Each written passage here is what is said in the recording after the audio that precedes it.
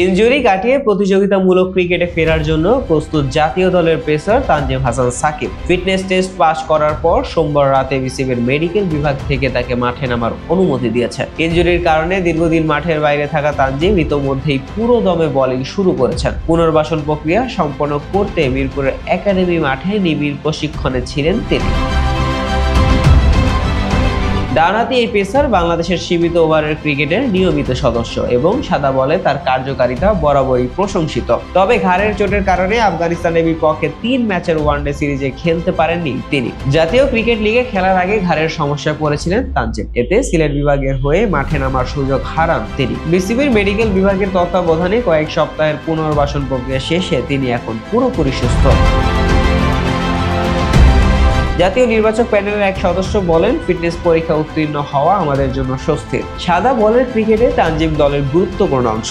আফগানিস্তান সিরিজে তাকে মিস করেছি, যদিও তার বিকল্পরা ভালো পারফর্ম করেছে। পেসারদের মধ্যে এই স্বাস্থ্যকর প্রতিযোগিতা দলের জন্য ইতিবাচক প্রভাব ফেলবে।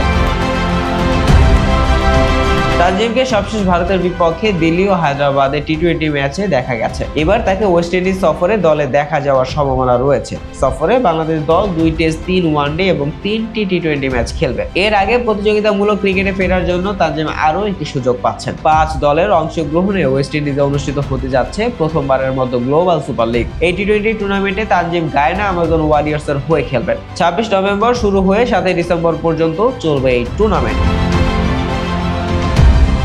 ইনজুরি কাটিয়ে ফেরা তানজিমের জন্য এটি নতুন এক অধ্যায়ের সূচনা। জাতীয় দলের পেস আক্রমণে শক্তি যোগানোর পাশাপাশি সাদা বলের ক্রিকেটে তার ধারাবাহিক পারফরমেন্স দলকে আরো এগিয়ে নিতে সহায়তা করবে। ওয়েস্ট ইন্ডিজ সফর এবং গ্লোবাল সুপার লিগে তার ফর্ম প্রমাণের সুযোগ অপেক্ষা করছে। শাহরিয়ার আহমেদ জয়, ডেস্ক রিপোর্ট, আইকন স্পোর্টস।